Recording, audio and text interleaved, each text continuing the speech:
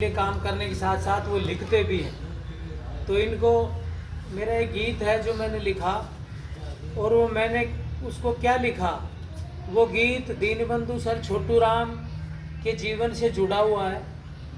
और वो हमेशा किसान के लिए, जो किसान को जो बोलते थे, जो वो कहते थे, किसान को समझाते समझाते इस दुनिया से चले गए। अंतिम समय में उनकी आंखों में आंसू थे जब इस संसार से वो जा रहे थे।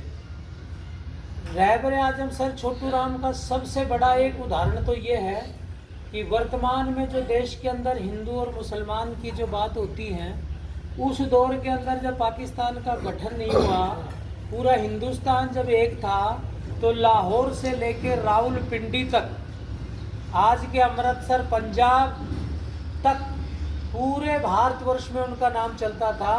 और जिन्ना जो था, मुस्लिम लीग का जो संस्थापक था जिन्ना, उसने मुस्लिम लीग पार्टी बनाई। और पाकिस्तान के हिंद जो ये क्षेत्र था महापंजाब, जिसमें आज का लाहौर का इलाका और इधर अपना पंजाब, हरियाणा, हिमाचल प्रदेश, इसको सबको मिला के एक महापंजाब क्षेत्र होता था। उसमें मुसलमानों की संख्या भी बहुत ज़्यादा थी, सिख जाटों की संख्या भी बहुत ज़्यादा थी, और अपनी कौम के लोग भी बहुत ज़्यादा थे। तो जिन्ना जी ने जब चुनाव लड़ा, तो जिन्ना जी की 2 ही सीटें आई थी। और उनकी जो पार्टी थी जमींदारा, वो पार्टी प्रचंड बहुमत से उस समय पे सत्ता में आई। और हिंदू महासभा का भी गठन हुआ था, उनकी 1 सीट आई थी। तो धर्म के आधार पे बंटवारा नहीं हुआ किसानी का। और वो रहबर आजम किसानों, उस मुसलमानों की तरफ से उनको ये उपाधि दी गई, और अंग्रेज़ों की तरफ से सर की उपाधि उनको मिली। रहबर आजम दीनबंधु, वो हिंदुओं के देवता थे, इतनी बड़ी उपाधि लेकर के। लेकिन जब 1945 में वो जब इस संसार से गए, आपको पता है, जब वो उस महापंजाब के राजस्व मंत्री थे, तो उन्होंने एक कानून बनाया। उन्होंने कहा कि जिसकी रकम, साहूकार ने जो जमीन गिरवी रखी है किसान की, जो रकम है, अगर 1000 रुपया है तो 2000 रुपये से ज़्यादा वो किसान से वसूल नहीं कर सकता। ये कानून बनाया।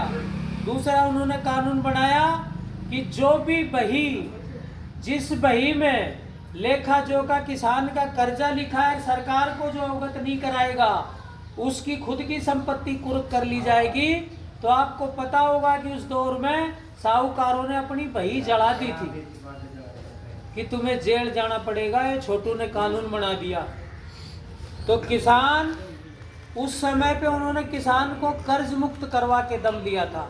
लेकिन जब वो इस संसार से गए, तो उनकी आंखों में आंसू थे अंतिम समय में। और उन्होंने कहा कि अगर मैं इस संसार से काश और कुछ समय के लिए रह जाता, तो मैं किसान को बेचारा, लाचार, बेबस और मजदूर नहीं रहने देता।